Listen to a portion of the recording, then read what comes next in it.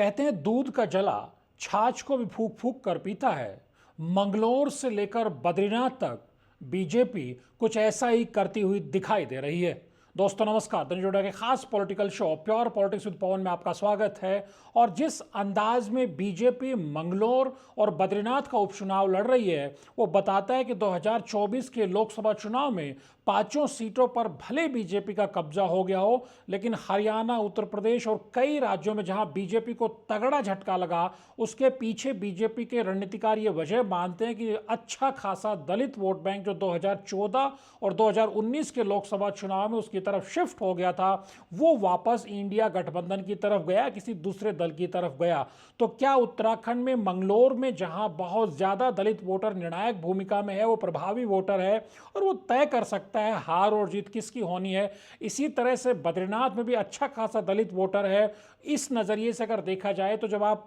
उपचुनाव की बीजेपी की रणनीति की पड़ताल करेंगे तो आप पाएंगे चाहे मंगलौर हो या फिर बद्रीनाथ, दोनों ही जगह बीजेपी से लोकसभा चुनाव में जो गलती हुई या जो दलित वोटर बीजेपी से शिफ्ट कर गया उसे वापस अपने फोल्ड में लाने की कोशिश करती हुई बीजेपी दिखाई दे रही है। चुनौती उसके सामने बहुत बड़ी है क्योंकि उत्तराखंड में मंगलौर और बद्रीनाथ सीट पर उस वक्त उपचुनाव हो रहा है जब धामी सरकार ने प्रदेश की पुष्कर सिंह धामी के नेतृत्व वाली बीजेपी सरकार को, या कहा जाए कि पुष्कर सिंह धामी को मुख्यमंत्री के तौर पर 3 साल का कार्यकाल वो अपना पूरा कर रहे हैं। इस लिहाज से वक्त बेहद महत्वपूर्ण है और लोकसभा चुनाव के ठीक बाद ये चुनाव हो रहा है। इस लिहाज से बीजेपी किसी भी कीमत पर जो अपना जीत का मोमेंटम है उसे नहीं तोड़ना चाहती है। ये अलग बात है कि बीजेपी की न मंगलौर सीट है और न बद्रीनाथ सीट है। बद्रीनाथ से कांग्रेस के विधायक 2022 में राजेंद्र भंडारी जीते थे, जो लोकसभा चुनाव से पहले बीजेपी चले जाते हैं कांग्रेस छोड़ करके। तो मंगलौर सीट से बीएसपी के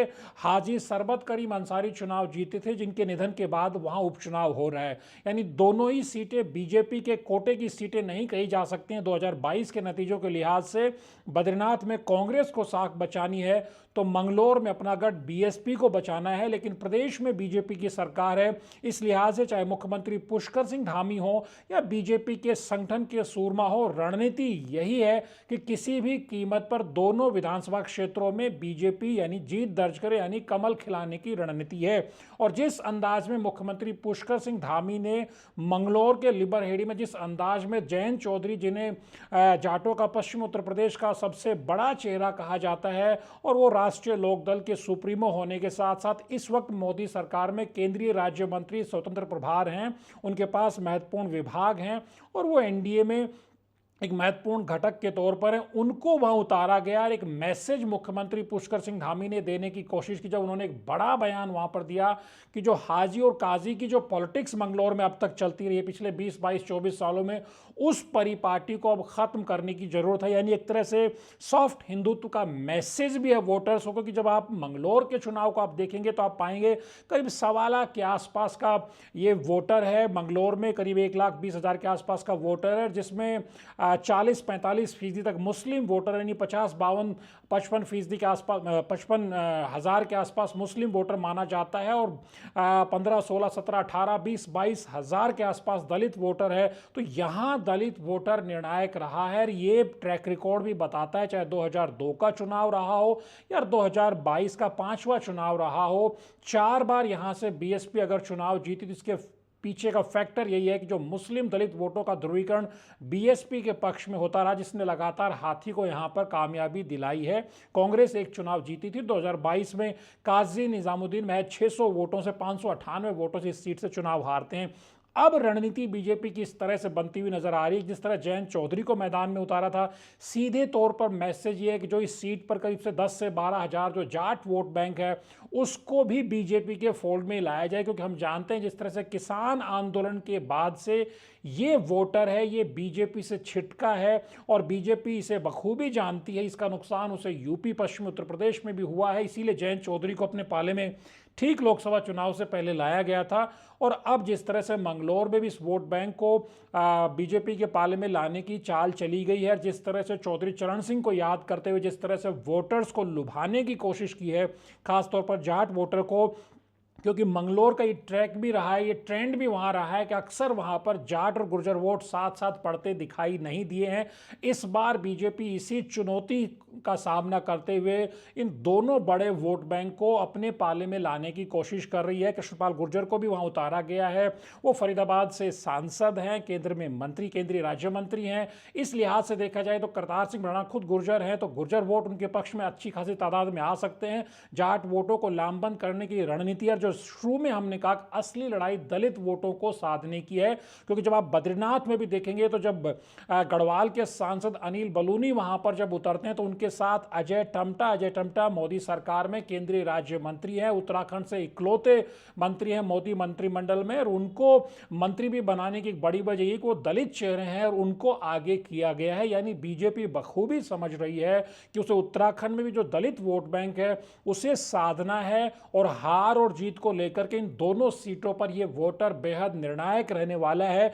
और एक ये चीज भी कई बार राजनीतिक पंडितों ने देखा है कि जो पर्वतीय क्षेत्र का दलित वोट बैंक है वो बड़ी तादाद में कांग्रेस की तरफ भी जाता रहा है, तो उसको किस तरह से बीजेपी के फोल्ड में लाया जाए ये रणनीति बद्रीनाथ में भी चल रही है, और मंगलौर में भी किस तरह से जो बीएसपी का अब तक जो परंपरागत वोटर रहा है, क्योंकि 2024 के लोकसभा चुनाव में बीएसपी से कम उत्तराखंड में वोट छिटक गया, जब 44,000 से ज्यादा वोट कांग्रेस के कैंडिडेट वीरेंद्र रावत को मिले, तब बीएसपी के मुस्लिम प्रत्याशी होने के बावजूद 5,500 वोट मंगलौर में मिलना ये बताता है कि बीएसपी का अपना परंपरागत वोट है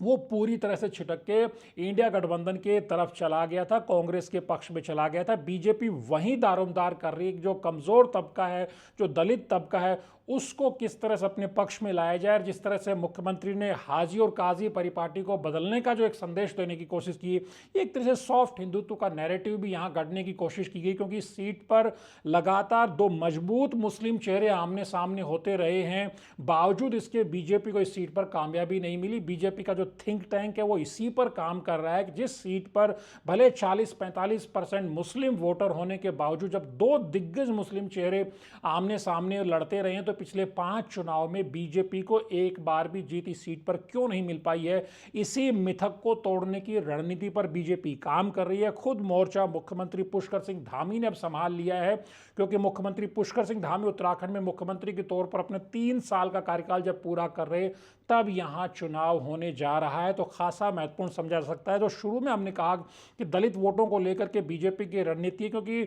बीजेपी जिस तरह से अजय टमटा को लगातार वहां कैंपेन के मोर्चे पर उतार रही, उसकी वजह यह भी है कि कांग्रेस ने यशपाल आर्य को वहां मोर्चे पर उतारा है, और जिस अंदाज में यशपाल आर्य लगातार बद्रीनाथ में कैंप करके कांग्रेस प्रत्याशी लखपत बुटोला के पक्ष में वोटों को लामबंद करने की कोशिश कर रहे हैं, और दूसरे दलित चेहरे भी उनके साथ वहां मोर्चे पर हैं। अब ये समझना पड़ेगा कि जो बीजेपी के प्रभारी जिनको दोबारा उत्तराखंड का चार्ज दिया गया है, चाहे दुष्यंत कुमार गौतम हो, वो भी दलित चेहरे हैं बीजेपी के। तो जो कांग्रेस की प्रभारी है कुमारी शैलजा, जो हरियाणा से बड़े दलित चेहरा है, यानी कि दोनों ही पार्टियों के जो प्रभारी इस वक्त हैं वो दलित चेहरे हैं। तो दलित वोटर्स को लामबंद करने की रणनीति पर जहां बीजेपी अपने तरीके से काम कर रही है मंगलौर में भी, और कांग्रेस भी अपने तरीके से,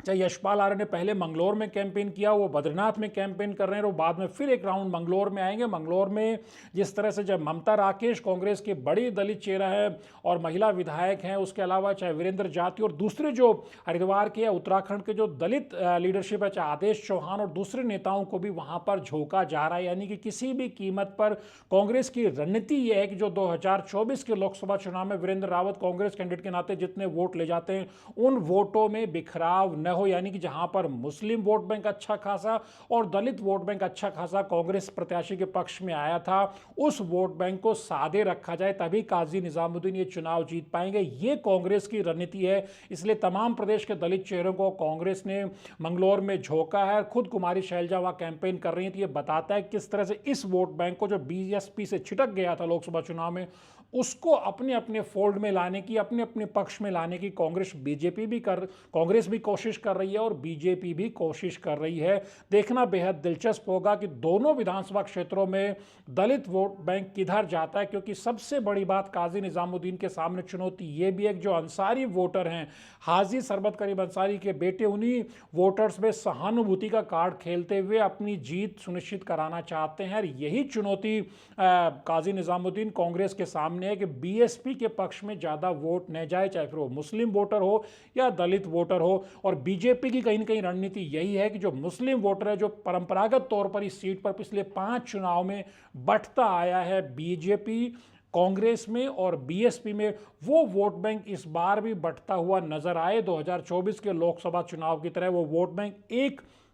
खाते में यानी कांग्रेस के खाते में जाता हुआ नजर नहीं आया। ये बीजेपी की रणनीति है, क्योंकि अगर मुस्लिम वोट 2 हिस्सों में बढ़ जाता है और बीजेपी की रणनीति है कि उसे अगर जाट, गुर्जर और दूसरे जो अपर कास्ट के वोट है मंगलौर में वो मिल जाते हैं और वो दलित वोटों में से भी अच्छा खासा चंक वो लेकर के चली जाती है, तो यहां से करतार सिंह भड़ाना की जीत सुनिश्चित हो सकती है। ये बीजेपी के रणनीतिकारों की कोशिश है और मुख्यमंत्री पुष्कर सिंह धामी खुद फोकस इस सीट को लेकर के कर रहे हैं। तो बद्रीनाथ को लेकर के भी बीजेपी के भीतर रणनीति है। देखना बेहद दिलचस्प रहने वाला है कि इन दोनों ही सीटों पर और खास तौर पर मंगलौर में दलित वोटर है वो किधर शिफ्ट होता है। वो 2024 के लोकसभा चुनाव की तरह ही कांग्रेस के पक्ष में जाता दिखाई देता है, काजी निजामुद्दीन के पक्ष में जाता दिखाई देता है, या फिर इस बार वहां पर मिथक टूटने वाला है और जिस अंदाज में, जिस संसाधनों के साथ काजी निजामुद्दीन के मुकाबले करतार सिंह भड़ाना चुनाव लड़ रहे हैं, वो चुनावी गणित को पूरा पलट देते हैं और ये पूरा वोट बैंक, वो दलित वोट बैंक खास तौर पर अपनी तरफ शिफ्ट कर ले जाते हैं। और जो बड़ा जाट वोट बैंक जो किसान आंदोलन के बाद से बीजेपी से छिटक गया था,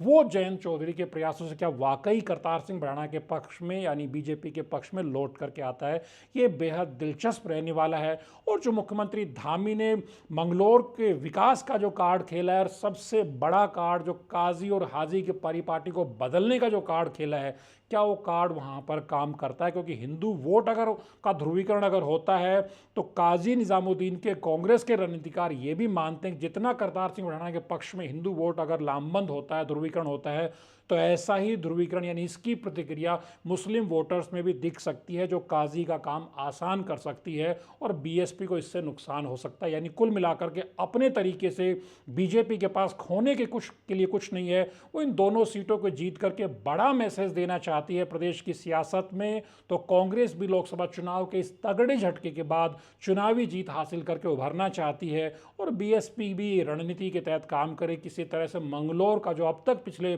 24 साल में उसका गढ़ रहा है वो गढ़ बचाने में कामयाब रहे। यानी लड़ाई बेहद दिलचस्प हो रही है। धनुष जड्डा के वीडियोज़ को लाइक कीजिए, शेयर कीजिए और चैनल को सब्सक्राइब करना मत भूलिए। नमस्कार।